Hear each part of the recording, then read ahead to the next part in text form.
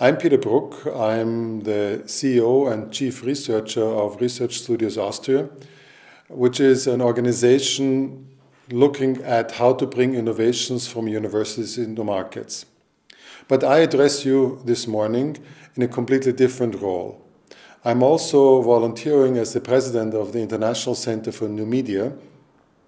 And the International Center for New Media in Salzburg has specialized in conducting, organizing, and promoting award schemes looking at best practice in terms of the use of information and communication technologies today for the expressive purposes of communication and information. In short, we are actually the organization within Austria, within Europe, and also around the world, which is trying to develop the expertise in using the mechanism of a competition which is objective and fair in order to explore what actually happens in the transformation of our culture and society through the use of information and communication technologies for expressive purposes. We are facing today a new form and a new depth of the cultural change through the information and communication technologies.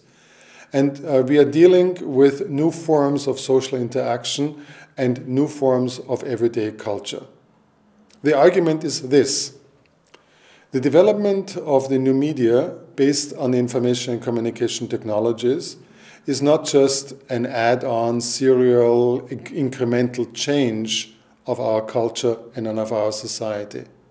Rather, it is a truly paradigm shift. It basically is reconstituting our culture and our society and our economy as we know today very well.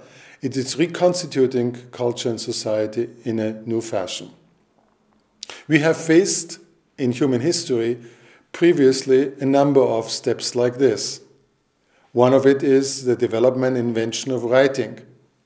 Then the next one is the consolidation of writing through printing technology and its widely used distribution in books, pamphlets, and other printing materials, and the rise of the newspaper industries. The next shift was the immaterialization of writing and language in terms of electronic media, radio and television, which is actually adding to language and writing, sound, and also images, and then especially also the moving images, and in the broadcast mode gives us a centralized communication pattern. And lastly, and most recently, the digital shift, the immaterialization of language, writing, pictures, and so on, and its combination into multimedia. But the real shift with multimedia is not just in the representation of language, not just in the representation of human expression, not just in the representation of human communication, but in opening up this entirely new horizon of interaction in terms of that users become actively involved in what texts can do in society and in culture. We are at the beginning of this digital age, and we would be overstretching ourselves if we would try to actually build big theories about this. There are a number of thinkers, philosophers, media theorists, and so on, who try to summarize this and bring this into one scheme. This is not what I do. This is not what the ICNM does. This is not what Mr. Rainer Steindler will present to you later on to this video. What we do is we try to show in an exemplary way in which forms and in which projects young people who use the information and communication technologies are actually using them for these expressive purposes, and what they create through their projects as new instances of culture, new instances of social intervention, new instances of economic services, new instances of commercial products.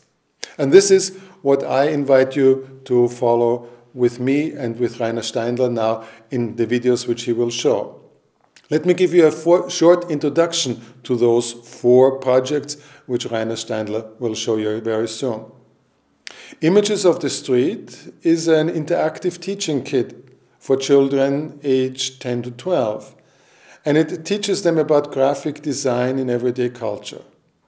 But what it does is it explores actually the graphic interfaces which we use intuitively today in culture in ways never possible before.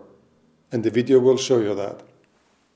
Auschwitz on Stage uses digital media to provide an optimum of information for everybody about a very specific period in human history, tragic, violent, and brutal. But what it does actually in a way which history and historiography could not do before, it provides a completeness of an event, of a reading from the Auschwitz trials in various different places in West and East Germany, a very historical moment, and encapsulates this historical moment in ways never possible before. Teaching Aid, a project called MU, coming to us from France, sensitizes kids to sound, music, and creativity through individualized and group activities. But what it does is it engages children interactively into storytelling in a collective and individualized way never possible before.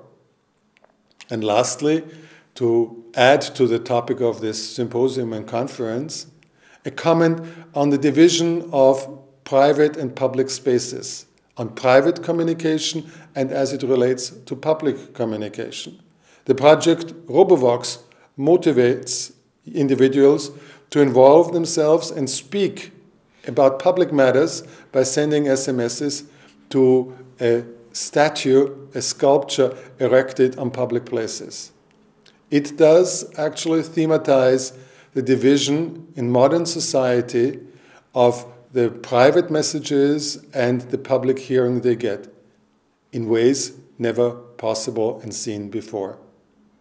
Thank you very much for your attention. I wish you a very, very interesting and fruitful conference, and I invite you to engage yourself with the topics raised by those 4 projects, and also please spread the word about EUROPRIX, the competition, and also the festival in Graz every November, every year for the years to come. Thank you very much and have a good morning.